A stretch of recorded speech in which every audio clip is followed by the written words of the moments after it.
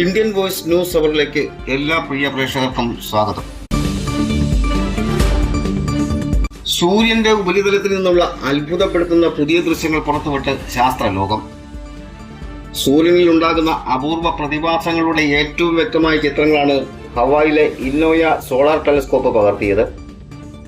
സൗരയൂഥത്തിന്റെ കേന്ദ്രമായ സൂര്യനെക്കുറിച്ച് ഇതുവരെ ലഭിച്ചതിൽ വെച്ച് ഏറ്റവും വിശദമായ വിവരങ്ങളും ചിത്രങ്ങളുമാണ് ഇപ്പോൾ ശാസ്ത്രലോകത്തിന് മുന്നിലെത്തിയിരിക്കുന്നത്. അമേരിക്കയിലെ ഹവായിൽ സ്ഥിതി ചെയ്യുന്ന ഡാനിയൽ കെ ഇനോയ സോളാർ ടെലസ്കോപ്പ് ഉപയോഗിച്ചാണ് ഈ അത്ഭുത ദൃശ്യങ്ങൾ പകർത്തിയത്.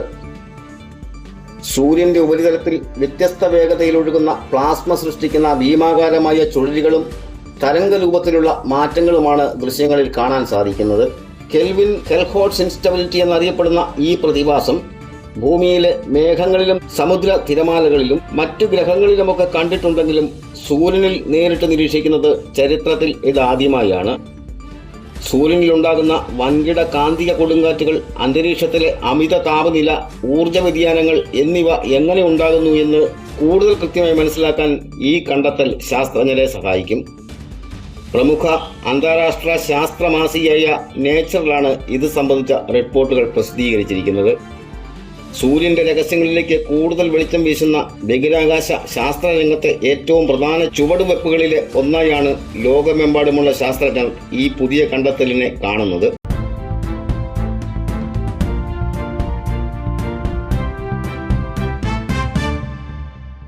ഡിജിറ്റൽ ഇടപാടുകൾക്ക് ഫീസ് ഈടാക്കാൻ സർക്കാരിന് അധികാരം നൽകുന്ന ഭേദഗതി ബിൽ ലോക്സഭ പാസാക്കി.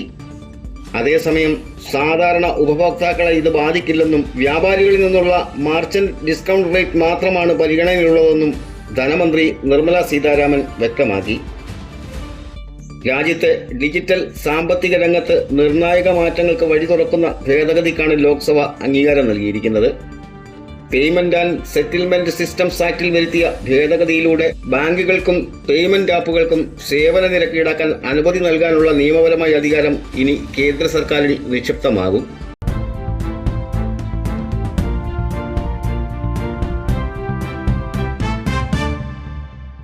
എന്നാൽ വ്യാജ പ്രചാരണങ്ങളിൽ വിശ്വസിക്കരുതെന്നും സാധാരണക്കാരായ ഉപഭോക്താക്കൾക്ക് UPI സേവനങ്ങൾ സൗജന്യമായി തന്നെ തുടരുമെന്നും ധനമന്ത്രി നിർമ്മല സീതാരാമൻ വ്യക്തമാക്കി. വലിയ ബിസിനസ് സ്ഥാപനങ്ങളും വ്യാപാരികളും നൽകേണ്ട മർച്ചന്റ് ഡിസ്കൗണ്ട് റേറ്റ് പുനഃപരിശോധിക്കാനുള്ള ലീഗൽ ബാക്കിംഗ് മാത്രമാണ് ബില്ലിലൂടെ ഉറപ്പാക്കുന്നത്. 2000 രൂപയ്ക്ക് മുകളിലുള്ള വലിയ ബിസിനസ്സുകൾ ഇടപാടുകൾക്ക് 0.25% മുതൽ 0.4% വരെ നിരക്കിൽ വ്യാപാരികളിൽ നിന്ന് സർവീസ് ചാർജ് ഈടാക്കാനാണ് നിർദ്ദേശമുള്ളത്.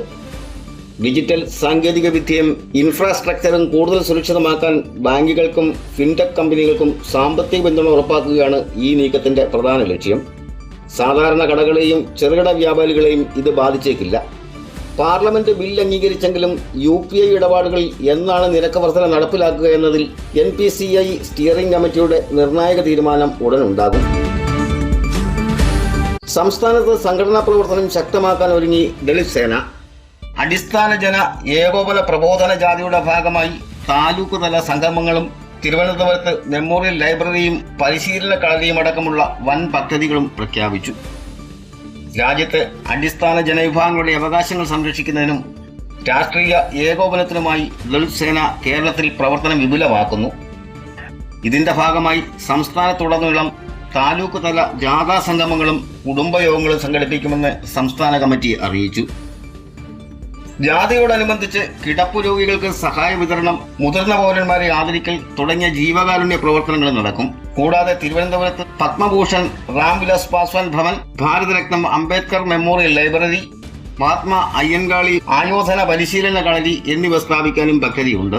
മുൻ കേന്ദ്രമന്ത്രി രാംവിലാസ് പാസ്വാൻ സ്ഥാപിച്ച പ്രസ്ഥാനം നിലവിൽ ദേശീയ അധ്യക്ഷൻ പശുപതി കുമാർ പലസ്, കേരള സംസ്ഥാന പ്രസിഡന്റ് ശ്രീ BL ജോസ് എന്നിവരുടെ നേതൃത്വത്തിലാണ് പ്രവർത്തിക്കുന്നത്.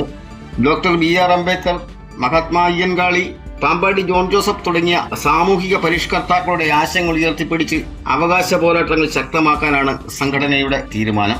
അടിസ്ഥാന ജനവിഭാഗങ്ങളെ ഏകോപിപ്പിച്ച് രാഷ്ട്രീയ അധികാരത്തിലെത്തിക്കുക എന്ന ലക്ഷ്യത്തോടെയാണ് പ്രബോധന ജാഥ സംഘടിപ്പിക്കുന്നത്.